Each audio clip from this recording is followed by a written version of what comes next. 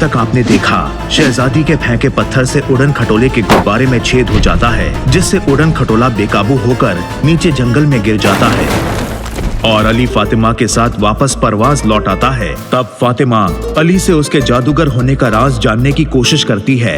इधर सिमसिम जादूगर को पकड़ने के लिए काले जादू की ताकतों को जगाने की बात कहती है, जो 40 चोरों से भी ज्यादा खतरनाक है। और फातिमा की अम्मी उसे समझाती है कि अली एक दिन बहुत बड़ा जादूगर बनेगा। उसने ये बात काबुल शाही में कनीज रहते हुए खुद मुस्तफा से सुनी थी, इसलिए फातिमा को चाहिए कि वो अली को अपनी मोहब्बत के जाल में फंसाए रखे। अब आगे।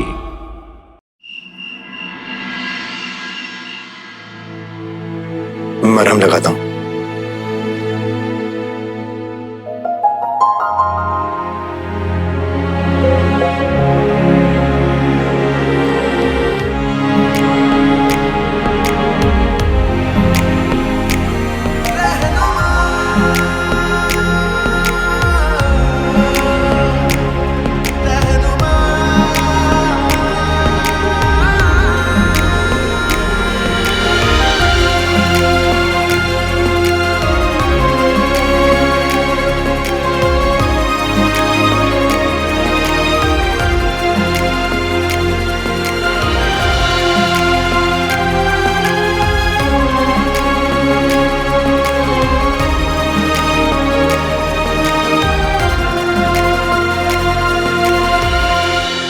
ये बहुत चल रहा है। कलाई के चोट के दर्द को बर्दाश्त नहीं कर पा रही हो तुम।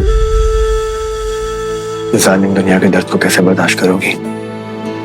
इस जालिम दुनिया के दर्द को हम बर्दाश्त कर लेंगे, लेकिन अगर फिर भी आपने हमें नर्मो नाजुक बुलाया तो हम आपको भी देख लेंगे। कलाई में चोट है तुम्हारी, जुबान एकदम दुरुस्त है। मौका मिलते ही ताना मार दिया।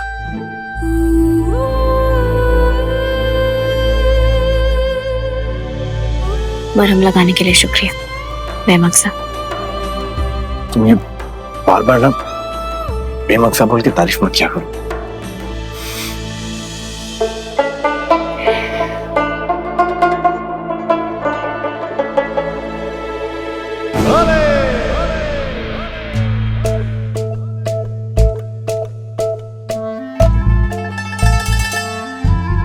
लगता है मर्जीना आपा को कुछ ज्यादा ही चोट लग गई है। चुप कर इल्फी, तुम्हें इतनी हमदर्द बनने की जरूरत नहीं है। वो जगह तो बाबा ने पहले से ही अपने नाम करके रखे हुए हैं।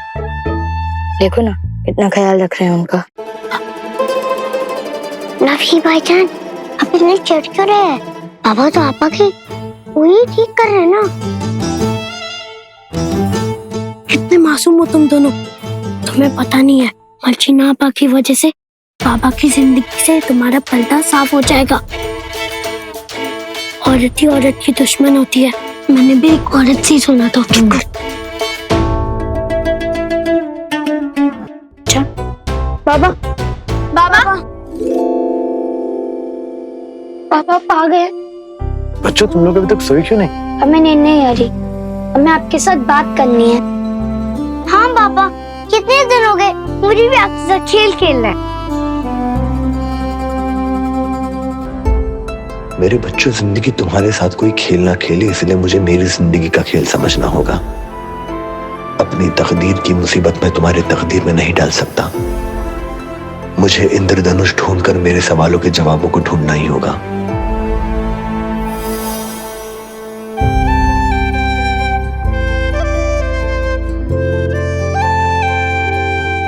जरूर खेलेंगे मेरी गोली की रेस, लेकिन आज नहीं। आज बाबा को जरूरी काम है।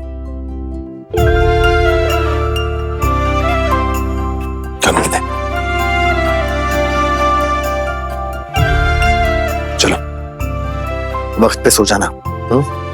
शब खैर। शब खैर बाबा। गुल्लू, अगर आप चाहें तो आज हमारे साथ खेल खेल सकती हैं। नहीं मर्जीना आपा, अभी खेलने का वक्त नहीं है, अभी आराम करने का वक्त है। और वैसे भी आपके दुश्मन से बदला लेने की तैयारी पूरी नहीं हुई है। हम कल फिर से कोशिश करेंगे। नहीं, कल नहीं। जब तक आपा का हाथ पूरी तरह ठीक नहीं हो जाता तब तक कोई तैयारी नहीं होगी। सही कहा, पहले आपा को रहना होगा सही सलामत, तभी वो लाएंगी कयामत। ठीक है, आप सब सो जाइए।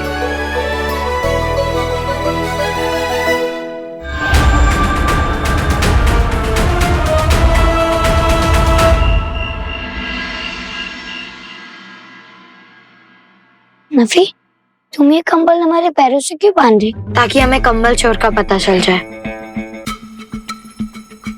जैसे ही चोर हमारा कम्बल खींचेगा, हमारा पैर भी खींचेगा और हमारी नींद खुल जाएगी। नफी, मुझे तो पहले लगता था कि माजी समझदार है, लेकिन तू तो उससे ज्यादा समझदार निकला। अली से आपा, बाबा कब तक आएंगे? जल्दी आ जाएंगे गुल्लू, तुम अब सो जाओ।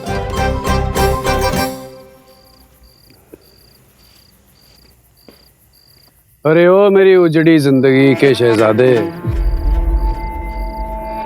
अपने अब्बू की तरह 40 चोरों से लड़ने जा रहा है क्या?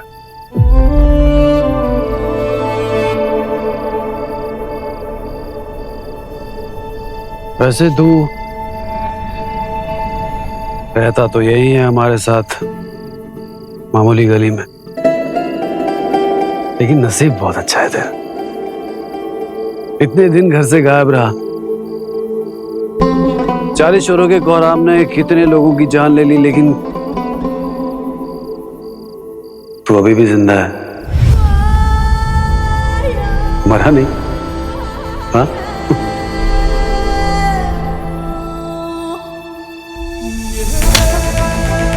नहीं है तू मेरा भाई, नहीं है तू मेरा भाई। चुप, एकदम चुप, एकदम चुप। सर जुड़ जाता है मेरा ये सोच कर भी कि तेरा नाम मेरे नाम के साथ जुड़ा हुआ है। मेरे नाम के साथ जुड़ा हुआ है। काश तू पैदा ही ना हुआ, काश तू पैदा ही ना हुआ, काश तू पैदा ही ना हुआ, काश तू पैदा ही ना हुआ। मर भी जाता तो कौन सा आप मेरे जनाजे पे आते भाईजान? यही कहते अच्छा हुआ मर गया, मनहूसियत खत्म हुई घर से।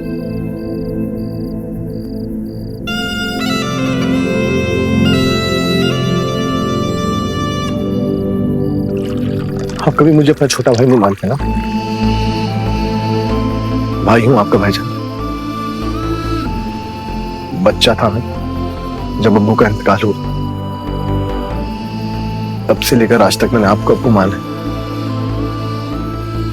क्या गलती करती मैंने? नफरत क्यों है आपको मुझसे? नफरत?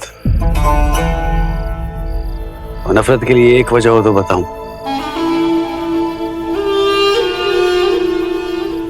चल आज तुझे बता ही देता हूं।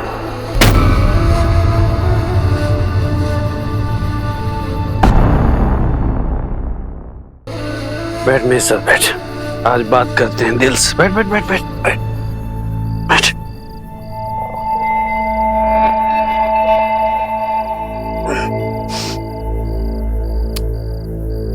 जानता है अली, एक वक्त ऐसा भी था जब मैं इस तरह अंदर ही अंदर नफरत से झुलसता नहीं था। जानता है क्यों? क्योंकि खुश रहने की हर वजह थी मेरे पास। मेरी अम्मी,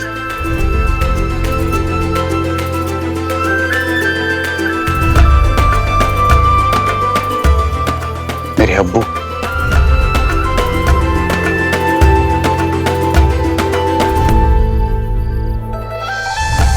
दौलत, शोहरत, ढेर सारी दिनारी और शाही सड़क।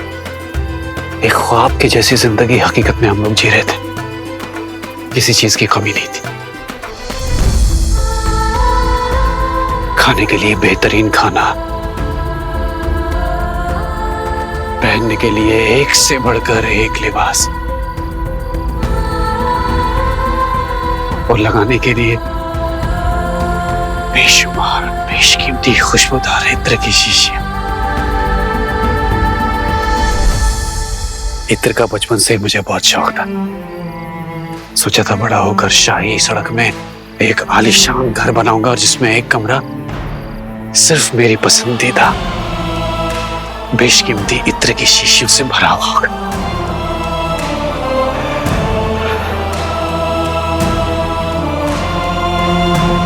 फिर मेरी अम्मी गुजर गई, उसमें टूट सा गया, मेरी पूरी दुनिया खत्म हो गई।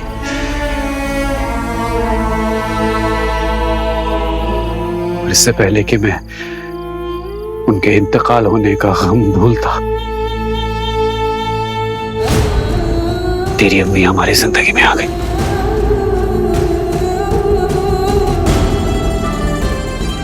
आते ही तेरी अम्मी ने अब्बू पर ऐसा जादू कर दिया कि उनको जादू के अलावा कुछ दिखाई नहीं देता था।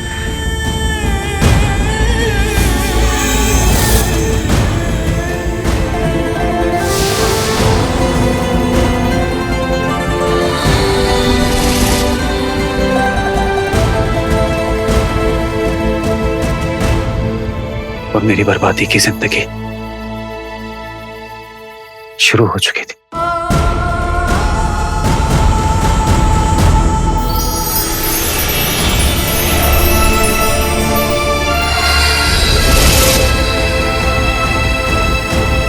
तेरी अम्मी की जादू की वजह से।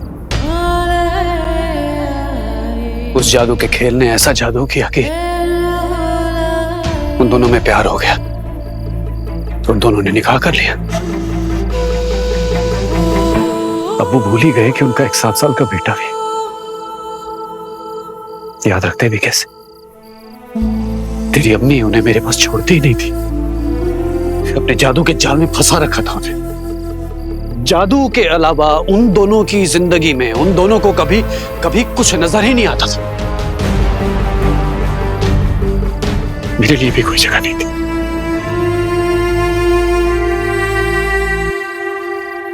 तू बहुत प्यार करता है ना अपने यतीम बच्चों से, उनके दिल का सारा हाल समझ लेते हैं। कभी तूने सोचा है कि मुझे कैसा लगता होगा?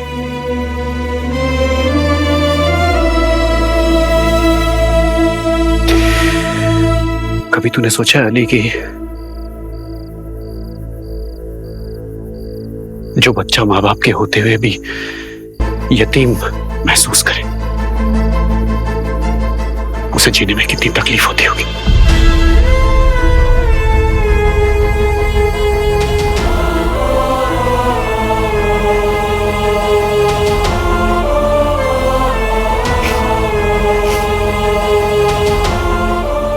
बहुत पी ली भाईजान, इसे नहीं है।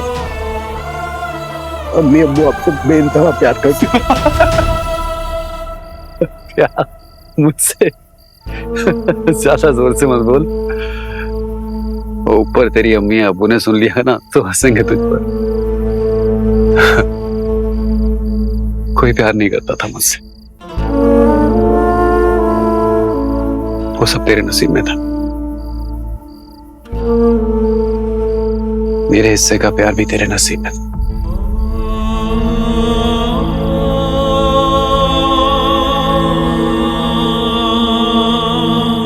तेरे पैदा होने के बाद जादू का पागलपन अब्बू के सर चढ़कर बोलने लगा। मददगार बन गए लोगों के, इतने बड़े मददगार कि अपनी सारी दौलत लोगों की मदद करने में लुटा दी। और इधर हमारे दिनारी खत्म हुई और उधर हमारी शाही जिंदगी।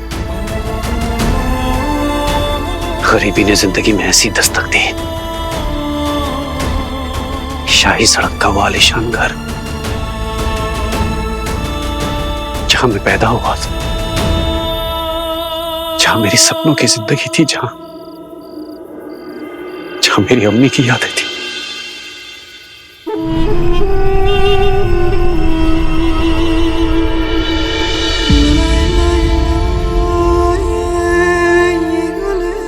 शाही घर छोड़कर हमें यहां इस दोज़ख में, इस मामूली गली में आना पड़ा।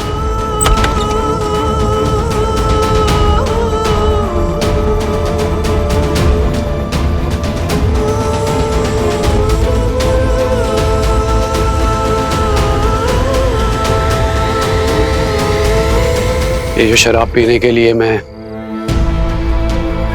हफ्तों महीनों तरसता हूं, ये शराब मैं रोज पी सकता था, वो भी बिना दिनारी के बारे में सोचे। ऐसी नायाब थी मेरी जिंदगी, लेकिन तेरी अम्मी और तेरी वजह से जिंदगी बर्बाद हो गई। एक एक चीज के लिए तरसता हूं मैं, एक एक दिनारी के लिए। खुद तो चले गए दोनों ऊपर, और मेरे लिए पीछे छोड़कर क्या चले गए? ये मामूली घर, ये यतीम खाना, और पालने के लिए तू सौतेला भाई। जाके सड़क पे छोड़ सकता था तुझे, तो छोड़ा क्यों नहीं?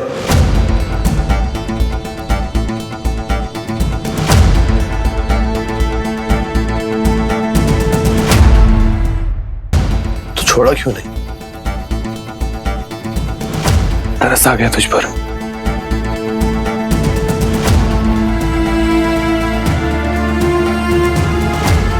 क्योंकि जानता था कि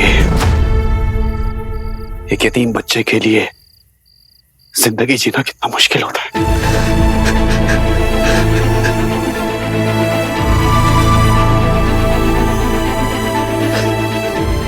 और आपने कोई कमी नहीं छोड़ी भाईजान। मलाल सिर्फ इस बात को होता है कि आपका प्यार नहीं कमा पाए। अरे तू प्यार के लायक ही नहीं है। ना तू प्यार के लायक है, ना तेरी अम्मी, और न तेरा वो अब्बू जादूगर मुस्तफा। जानता है मैं तुझसे सबसे ज्यादा नफरत क्यों करता हूं? क्योंकि तुझ में तेरे अब्बू की परछाई, इसलिए नफरत करता हूं मैं, इसलिए नफरत करता हूं मैं। तेरी अम्मी से, तेरे अब्बू से, और तुझसे भाई नफरत करता हूं मैं तुझसे। छोड़।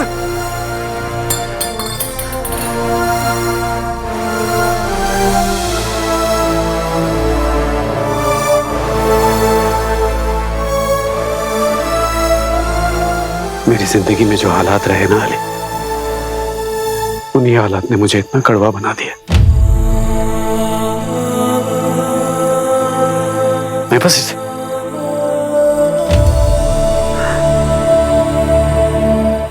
मैं इतना बुरा नहीं हूं। मैं बस इतना चाहता हूं कि मैं फिर से वही शाही सड़क में पहुंचूं। फिर से मेरी जिंदगी की हर सुबह वहां शाही सड़क में हो, यहां इस मामूली गली में नहीं। ये मेरा घर नहीं है, मेरा घर वहां है, उधर उस लकीर के पास शाही गली। तरसता हूं मैं अली उस लकीर को पार करने के लिए। मैं चाहता हूं कि हम सब सुकून से शाही गली में रहें, और मेरी सपनों की दुनिया में जाने में तेरी मदद नहीं मांगू तो और किसी मदद मांगूंगा।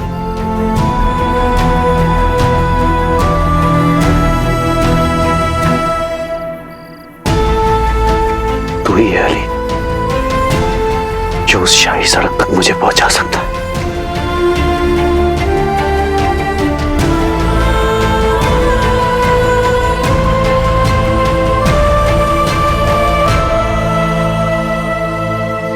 कमाल की बात यह है अली कि वैसे तो तेरे अब्बू से मैं बहुत नफरत करता हूं, लेकिन उनकी कई बेशकीमती चीजें आज भी मैंने संभाल के रखी है।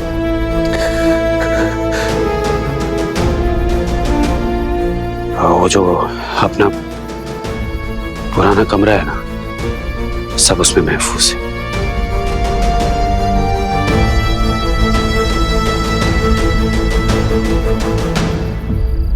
मन में कई बार आया कि उन्हें उठाकर फेंक दूं, लेकिन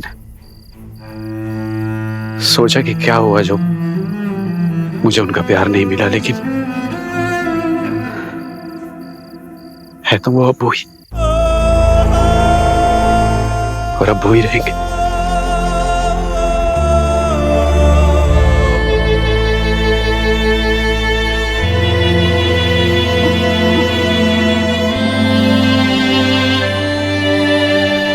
नफरत करता हूं। आपके दर्द और अकेलेपन का एहसास है मुझे भाईजान, और ये वादा है मेरा कि मैं आपसे इतनी मोहब्बत करूंगा कि आपकी सारी शिकायतें, सारे गम सब दूर हो जाएंगे। वापस लेकर जाऊंगा आपको शाही गली में, जहां आपके ख्वाब बसते हैं। अब तक आपने देखा, शहजादी के फेंके पत्थर से उड़न खटोले के गुब्बारे में छेद हो जाता है, जिससे उड़न खटोला बेकाबू होकर नीचे जंगल में गिर जाता है और अली फातिमा के साथ वापस परवाज लौट आता है। तब फातिमा अली से उसके जादूगर होने का राज जानने की कोशिश करती है। इधर सिमसिम जादूगर को पकड़ने के लिए काले जादू की ताकतों को जगाने की बात कहती है, जो 40 चोरों से भी ज्यादा खतरनाक है। और फातिमा की अम्मी उसे समझाती है कि अली एक दिन बहुत बड़ा जादूगर बनेगा। उसने ये बात काबुल शाही में कनीज रहते हुए खुद मुस्तफा से सुनी थी। इसलिए फातिमा को चाहिए कि वो अली को अपनी मोहब्बत के जाल में फंसाए रखे। अब आगे मरहम लगाता हूं।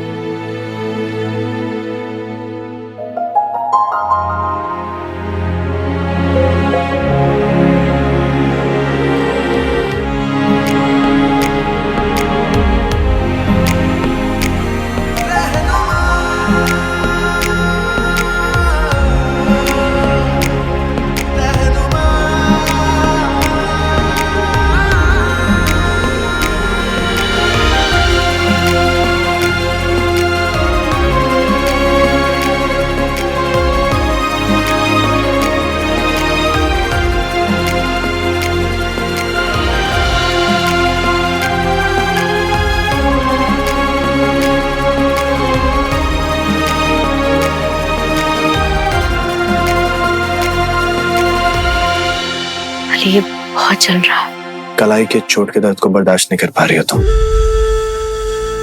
जालिम दुनिया के दर्द को कैसे बर्दाश्त करोगी? इस जालिम दुनिया के दर्द को हम बर्दाश्त कर लेंगे, लेकिन अगर फिर भी आपने हमें नर्म और नाजुक बुलाया तो हम आपको भी देख लेंगे। कलाई में चोट है तुम्हारी, जुबान एकदम दुरुस्त है। मौका मिलते ही ताना मार दिया।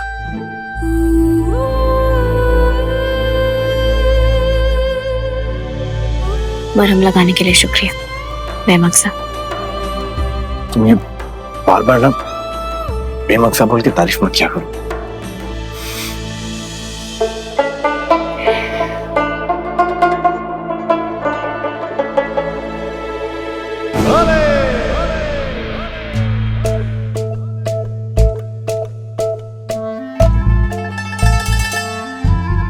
लगता है मर्जीना आपा को कुछ ज्यादा ही चोट लग गई है। चुप कर इल्फी, तुम्हें इतनी हमदर्द बनने की जरूरत नहीं है। वो जगह तो बाबा ने पहले से ही अपने नाम करके रखे हुए हैं।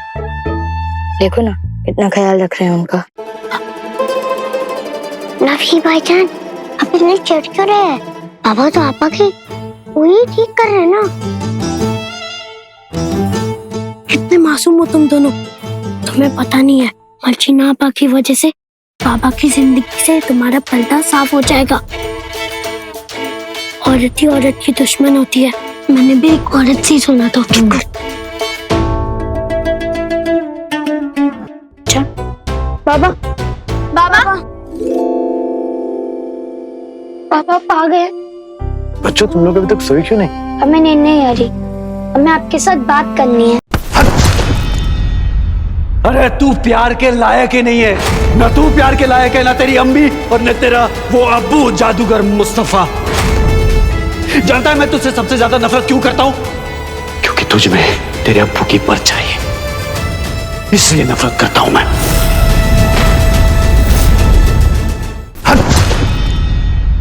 अरे तू प्यार के लायक ही नहीं है, न तू प्यार के लायक है, ना तेरी अम्मी और न तेरा वो अब्बू जादूगर मुस्तफा। जानता है मैं तुझसे सबसे ज्यादा नफरत क्यों करता हूं? क्योंकि तुझ में तेरे अब्बू की परछाई है, इसलिए नफरत करता हूं मैं।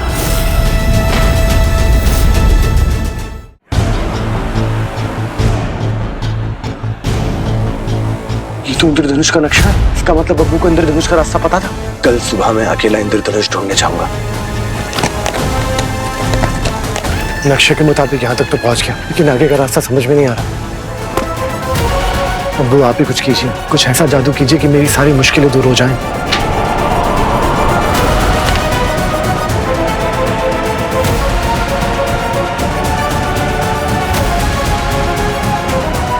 आपने तो जादू कर दिया अब्बू, यहाँ से आगे का रास्ता मैं खुद ढूंढ लूंगा।